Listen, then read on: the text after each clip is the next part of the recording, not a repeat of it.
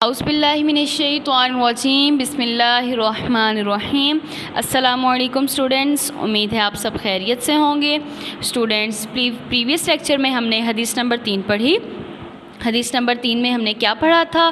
خیرکم من تعلم القرآن وعلمہ، تم میں سے بہترین وہ ہے جس نے قرآن سیکھا اور اسے دوسروں کو سکھایا۔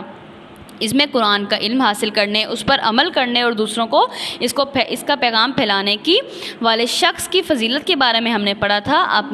امید ہے کہ آپ نے اس کی تشریح کو اور اس کے شارٹ کوسچن آنسر کو اچھے سے یاد کر لیا ہوگا اور اس کے MCQs کو اپنے یونیک نوٹس پر سولو کر لیا ہوگا۔ آج کا جو ہمارا ٹاپک ہے وہ حدیث نمبر 4 ہے۔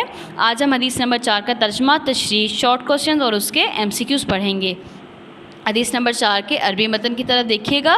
من صلی علیہ مرۃ فتح اللہ لہ بابا من العافیۃ، پیج نمبر 89 پہ دیکھیے گا کہ جس نے مجھ پر ایک مرتبہ درود بھیجا، من صلی علیہ مرۃ، جس نے بھیجا مجھ پر درود ایک مرتبہ، فتح اللہ لہ بابا، تو کھول دے گا اللہ تعالیٰ اس کے لیے ایک دروازہ، من العافیۃ، عافیت کا۔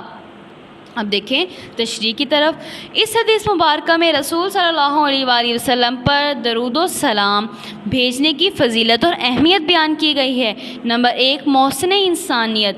آپ صلی اللہ علیہ وآلہ وسلم بنی نوع انسان کو دنیا اور آخرت میں کامیابی کا راستہ دکھایا، اپنی زندگی اور عمل سے ہمارے لیے اسوہ حسنہ پیش کیا۔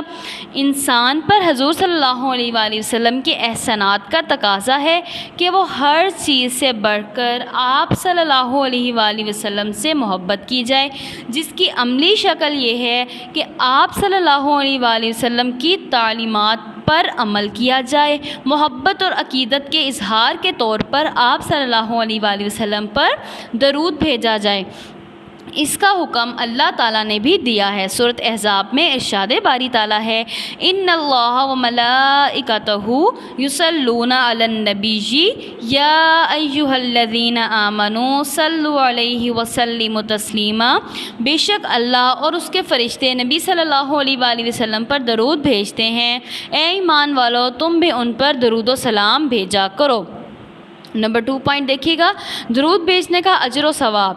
حدیث نبوی صلی اللہ علیہ وآلہ وسلم ہے، جب تک کوئی شخص مجھ پر درود بھیجتا رہتا ہے، فرشتے بھی اس کے لیے دعائے رحمت کرتے رہتے ہیں۔ اب تمہیں اختیار ہے کہ درود پڑھنے میں کمی کرو یا زیادتی، یعنی درود کو کثرت سے بھیجا کرو، فرشتے بھی اس کے لیے دعائے رحمت کرتے رہتے ہیں۔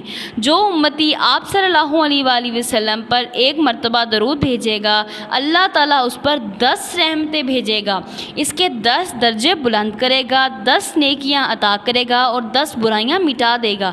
دیکھیں کتنی بڑی فضیلت ہے درود کو کثرت سے پڑھنے کی۔ اللہ تعالیٰ ہم سب کو پڑھنے کی توفیق عطا فرمائے۔ نمبر 3 دیکھیے گا، درود پڑھنے کے مقامات اور اوقات، یعنی کہاں کہاں پڑھ سکتے ہیں اور کب پڑھ سکتے ہیں۔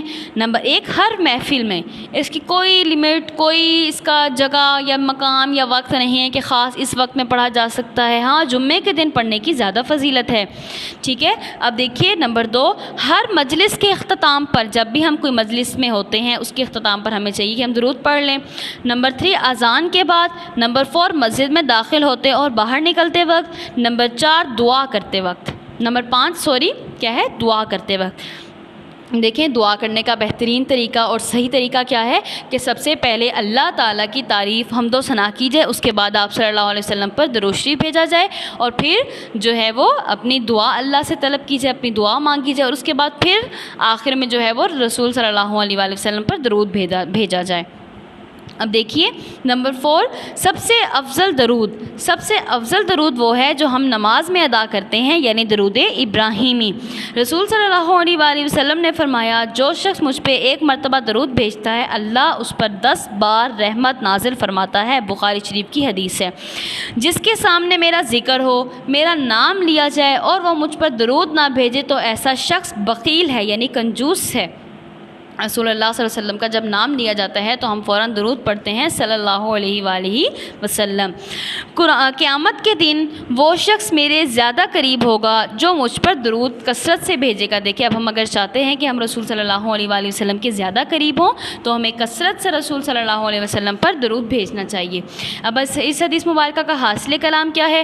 جو شخص آپ صلی اللہ علیہ وآلہ وسلم پر ایک مرتبہ درود بھیجتا ہے اللہ اس کے لیے عافیت یعنی صحت و سلامتی اور تندرستی کا دروازہ کھول دیتا ہے۔ اس لیے ہمیں کثرت سے درود بھیج کر عافیت کے خزانے کو حاصل کر لینا چاہیے، یعنی ہمیں کثرت سے جو ہے وہ درود و سلام رسول صلی اللہ علیہ وآلہ وسلم پہ بھیجنا چاہیے۔ اب عافیت سے مراد یہاں پر دنیا اور آخرت کی بھلائی، دنیا اور آخرت کے ہر شر سے محفوظ ہونا، ہر چیز جو ہے اس میں مراد ہو سکتی ہے۔ اللہ تعالی ہم سب کو اس پر عمل کرنے کی توفیق عطا فرمائے۔ حدیث نمبر 4 سے ریلیٹڈ جو ہے وہ جو شارٹ کوشچنز ہیں اب ہم اس کو پڑھ لیتے ہیں، آپ اس کو اچھے سے یاد کر لیں گے۔ پیج نمبر 104 پر ہے۔ سوال نمبر 1 دیکھیے گا، حدیث نبوی صلی اللہ علیہ وآلہ وسلم میں درود شریف کی کیا فضیلت بیان ہوئی ہے؟ جواب، حدیث نبوی ہے کہ جس نے مجھ پر ایک مرتبہ درود بھیجا اللہ نے اس کے لیے عافیت کا ایک دروازہ کھول دیا۔ سوال نمبر 2 دیکھیے گا، قرآن پاک میں نبی صلی اللہ علیہ وآلہ وسلم پر درود و سلام کے بارے میں آیت کا ترجمہ تحریر کیجیے۔ جواب، بے شک اللہ اور اس کے فرشتے پیغمبر پر درود بھیجتے ہیں، اے ایمان والو تم بھی ان پر درود و سلام بھیجا کرو۔ سوال نمبر 3 دیکھیے گا، نبی صلی اللہ علیہ وآلہ وسلم کو محسن انسانیت کیوں کہا جاتا ہے؟ جواب، نبی صلی اللہ علیہ وآلہ وسلم بنی نوع انسان کو دنیا اور آخرت میں کامیابی کا راستہ دکھایا اور اپنی عملی زندگی سے ہمارے لیے اسوہ حسنہ پیش کیا اور آپ صلی اللہ علیہ وسلم کے اس احسان پر آپ صلی اللہ علیہ وآلہ وسلم کو محسن انسانیت کہا جاتا ہے۔ سوال نمبر 4 دیکھیے گا، حضرت محمد صلی اللہ علیہ وآلہ وسلم سے محبت کی عملی شکل کیا ہے؟ آپ صلی اللہ علیہ وآلہ وسلم سے محبت کی عملی شکل یہ ہے کہ آپ صلی اللہ علیہ وآلہ وسلم کی تعلیمات پر عمل کیا جائے اور محبت اور عقیدت کے اظہار کے لیے آپ صلی اللہ علیہ وآلہ وسلم پر درود بھیجا جائے۔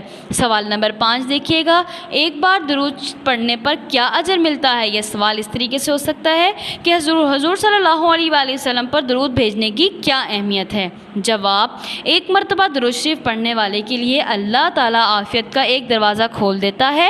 ایک روایت کے مطابق ایک بار درود شریف پڑھنے والے کو 10 نیکیاں دی جاتی ہیں، 10 گناہ مٹائے جاتے ہیں اور 10 درجات بلند کیے جاتے ہیں۔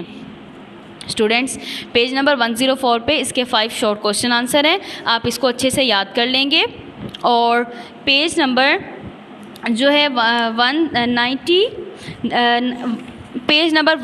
پہ جو ہیں اس سے ریلیٹڈ جو ہیں وہ 3 MCQs ہیں، آپ اس کو اچھے سے پیج نمبر 100 پر سولو کر لیں گے۔ جب آپ اس کی تشریح اچھے سے یاد کر لیں گے تو آپ کے لیے اس کو سولو کرنا بہت زیادہ آسان ہو جائے گا، یہ آپ کا ہوم ورک ہے۔ اوکے اسٹوڈنٹس، اپنا خیال رکھیے گا، اللہ حافظ، فی امان اللہ۔